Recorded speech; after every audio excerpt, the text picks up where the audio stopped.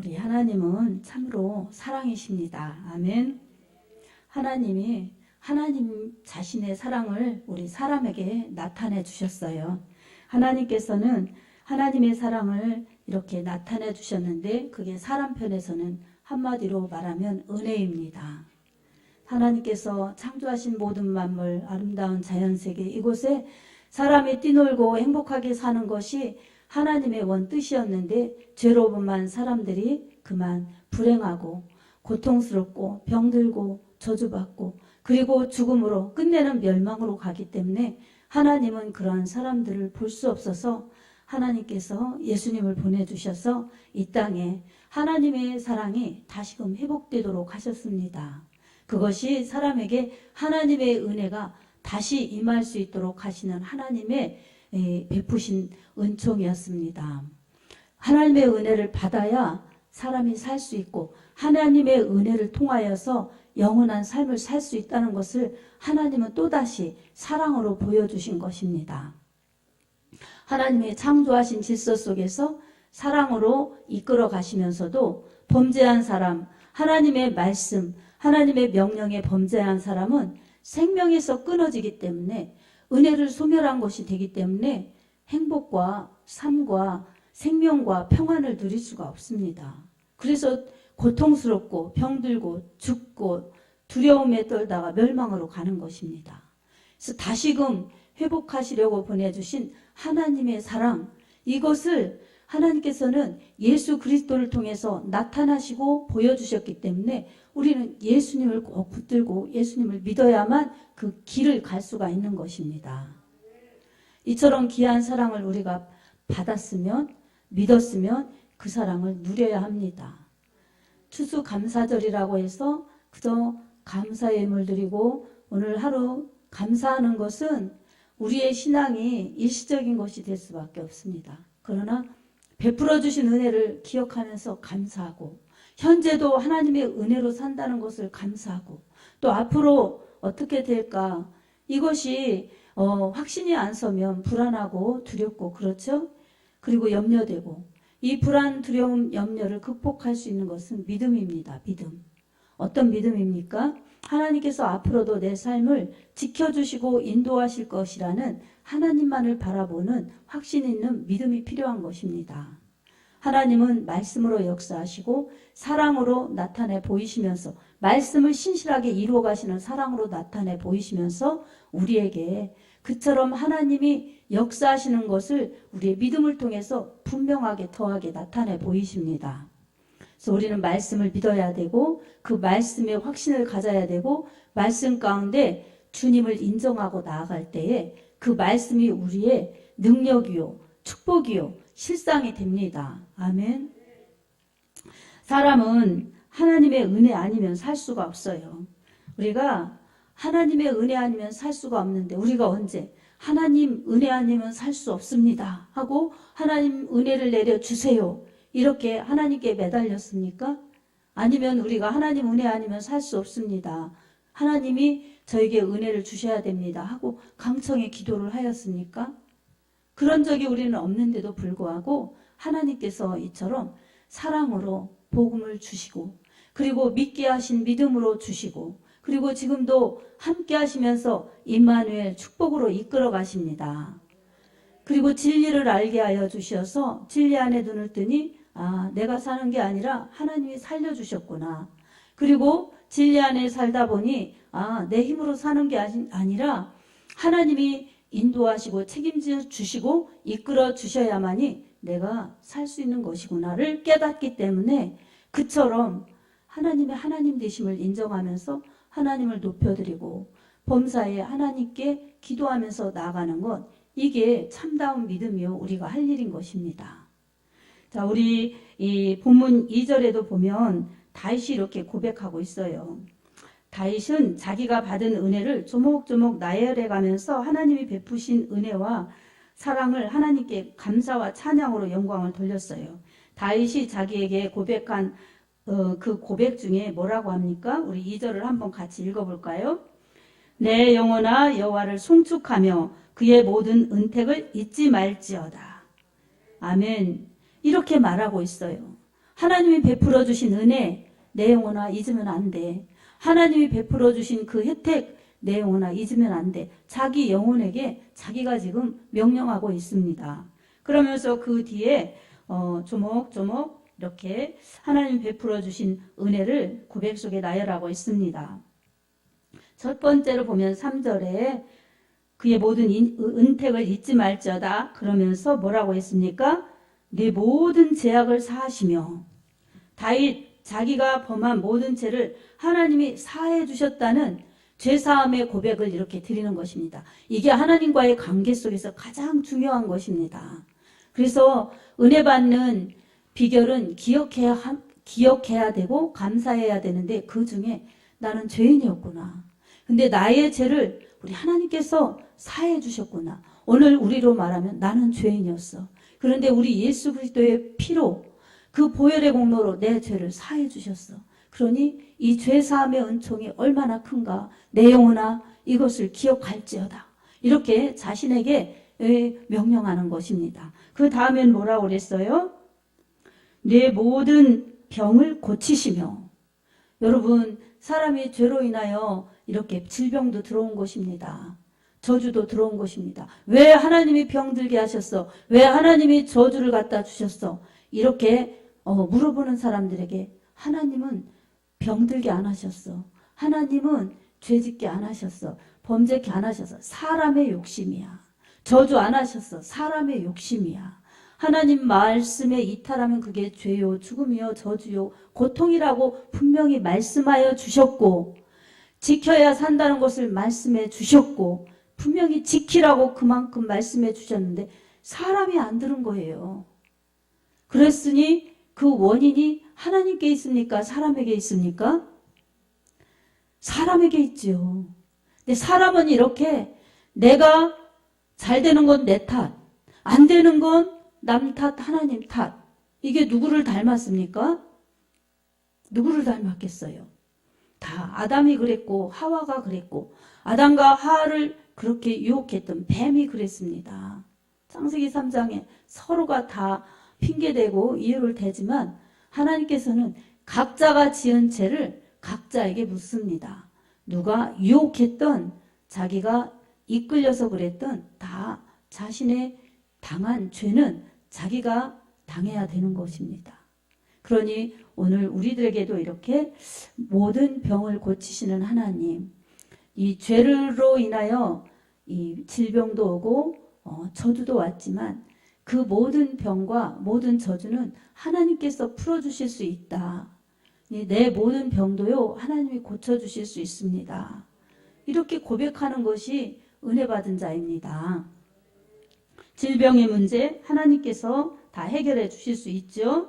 그 다음에 뭐라고 그랬습니까? 내 생명을 너라고 그랬어요. 내 생명을 파멸해서 구속하시고, 이렇게 했어요.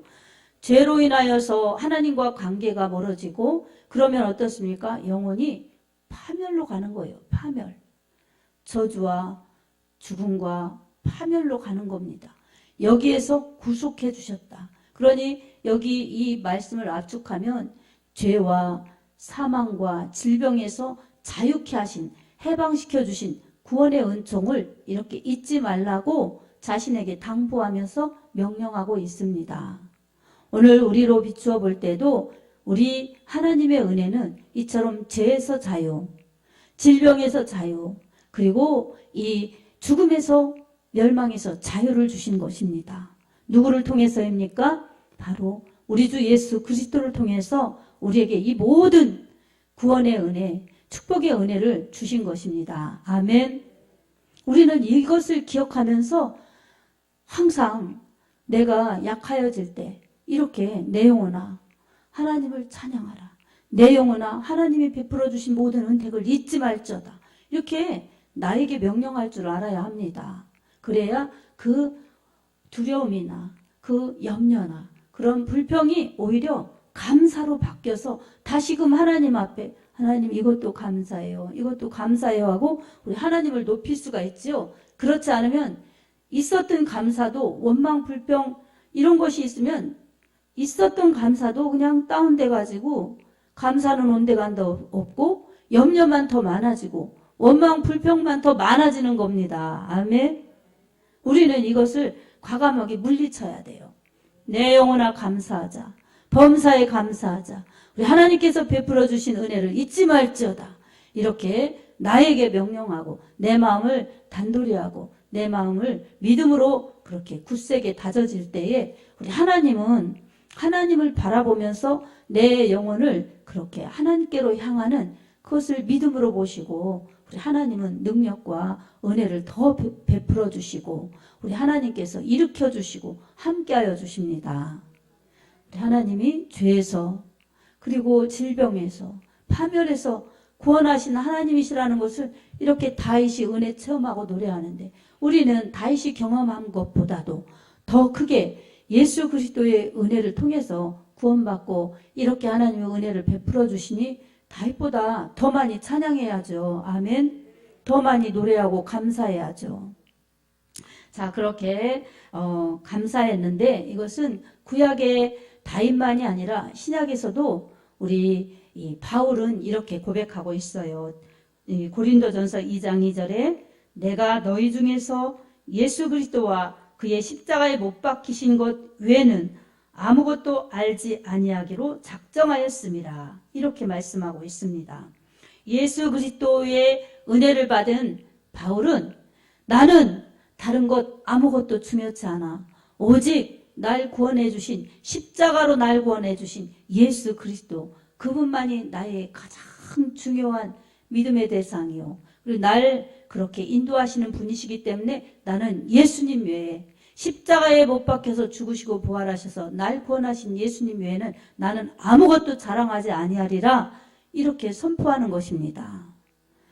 다윗도 은혜에 대해서 자기에게 그렇게 명령하였죠.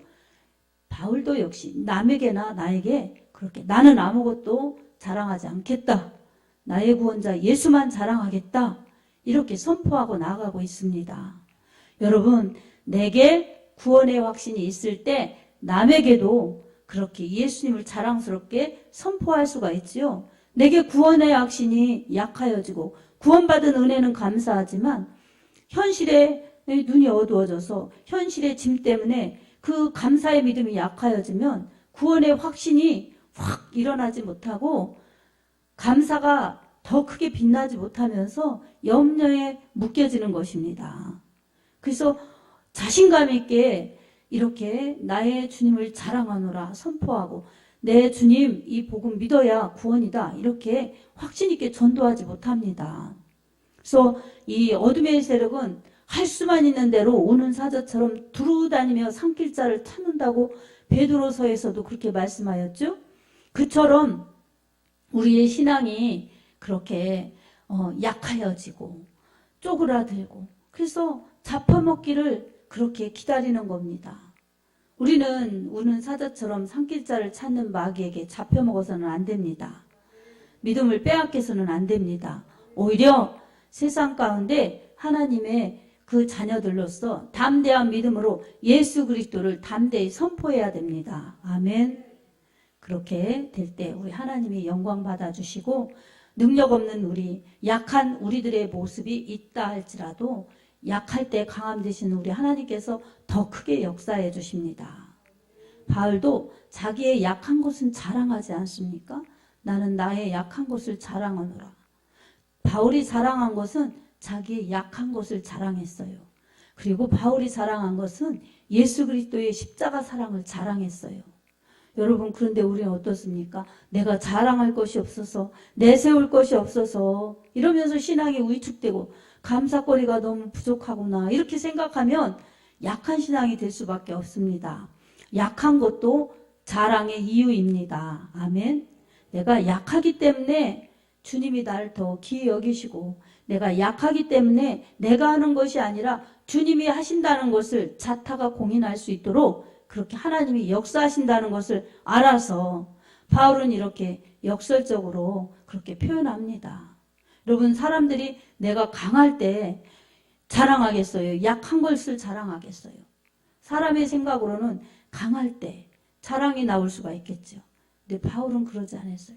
자기를 다 비우보니 우리 예수님 십자가 달려서 날 살리시려고 그렇게 처절하게 고통당하시면서 죽으시고 부활하신 그 예수님, 내가 예수님 몰라서 그렇게 죄짓고 예수님 몰라서 하나님 믿는다는 열심으로 예수 믿는 사람들을 박해할 때도 주님은 나를 사랑하셨구나. 그리고 주님의 핏값 때문에 내 죄가 사함받았구나. 율법을 지켜서 내가 의로운 것이 아니라 예수님을 믿은 것이 의였구나. 이렇게 바울은 진리의 도를 깨닫고 십자가의 도를 깨닫고 나서 자기의 모든 것을 일체의 배설물로 여기면서 오직 예수님만 붙잡은 것입니다. 오늘 우리들에게도 이처럼 하나님께서는 사랑으로 말씀으로 우리를 생명 가운데 천국으로 인도하십니다. 이것이 우리가 은혜 받는 것입니다. 아멘. 여러분, 목숨이 살았다고 산 것입니까? 이 목숨 오늘이라도 가면 이 세상에 있는 밥도 음식도 옷도 다 소용이 없는 것입니다. 이런 것들은 육체에 살기 위해서 필요한 것들이지 내 육체가 마치면 아무것도 소용이 없어요. 그러나 영혼은 그것으로 끝나지 않습니다. 영혼은 죽지 않습니다. 아멘. 그렇기 때문에 예수님께서도 마태복음 4장 4절에 사람이 떡으로만 살 것이 아니요 하나님의 입에서 나오는 모든 말씀으로 사느니라고 이렇게 말씀하셨습니다. 사람은 떡을 먹어서 육체는 살지만 영은 말씀을 먹어야 영생하고 말씀을 먹어야 영원히 살기 때문에 이처럼 말씀으로 살아야 된다고 예수님께서 말씀하신 것입니다. 사랑하는 성도 여러분, 이제 우리에게 십자가 사랑만이 하나님의 진정한 사랑이요 예수님만이 우리에게 생명과 풍성한 복을 주시는 하나님의 사랑입니다. 우리는 오직 예수뿐이다. 오직 예수님만 믿어야 산다. 이 믿음을 가져야, 절대 믿음을 가져야 우리는 이 믿음 생활을 잘할 수가 있고 세속에 물들지 않고 믿음을 지킬 수가 있습니다. 오늘도 여러분 눈만 뜨면 얼마나 많은 갈등이 있고 얼마나 많은 일들을 결정해야 되고 이런 선택과 결정의 사이에서 머뭇머뭇할 때가 많이 있습니까? 믿음으로 결정하려고 하면 현실이 안 따라지고 현실로 결정하려면 믿음의 위배가 되고 이럴 때가 많이 있습니다. 그럴 때 여러분 이득을 쫓으면 현실을 택해야 되겠지만 믿음을 쫓으려면 어때요? 하나님의 말씀을 따라야 되겠죠? 근데 결과가 지나고 보면 어떻습니까? 내가 현실을 쫓았을 때와 믿음으로 쫓았을 때가 정말 결과가 다릅니다. 이래서 우리는 내 생각과 현실에 따라서 움직여서는 믿음 생활이라고 할 수가 없습니다. 믿음은 하나님의 말씀을 따르는 것입니다. 믿음은 예수님을 따라가는 것입니다. 아멘. 우리가 누가복음 17장 12절에서 17절 말씀 많이 들었죠.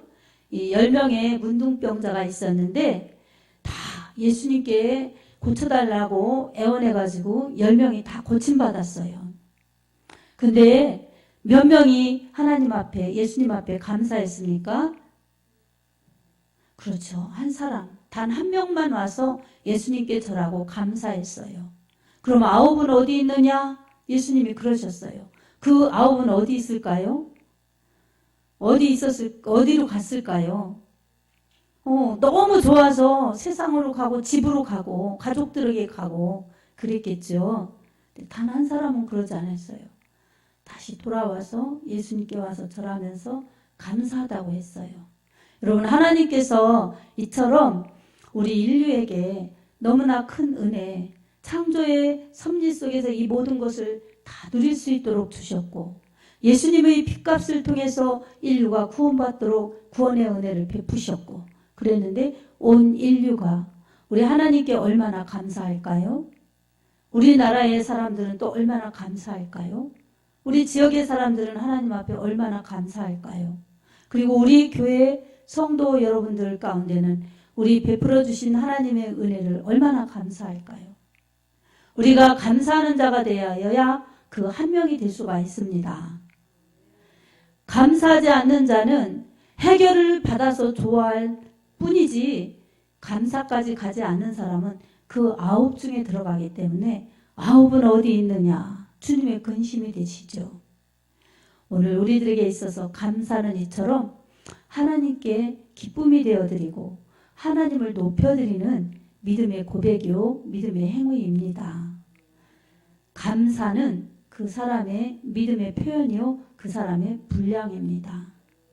그래서 우리는 언제나 하나님을 사랑한다고 하면 하나님을 높이는 믿음, 하나님을 찾고 하나님을 드높이는 마음의 감사, 그리고 하나님을 높여드리기 때문에 받은 바 은혜에 감사해서 봉사와 충성과 전도와 예배, 이 모든 신앙생활에 모든 것이 하나님의 은혜라고, 내 삶도 하나님의 은혜라고 고백하면서 하나님께 관계된 모든 것을 소중히 여겨드리며 충성할 수밖에 없습니다. 말씀에 순종하는 자가 믿음 있는 자요. 말씀에 순종하는 자가 바로 감사자요. 감사하는 자가 그 은혜에 감사해서 충성이 우러나올 수가 있습니다. 순종 없는 충성이 있을 수가 없습니다.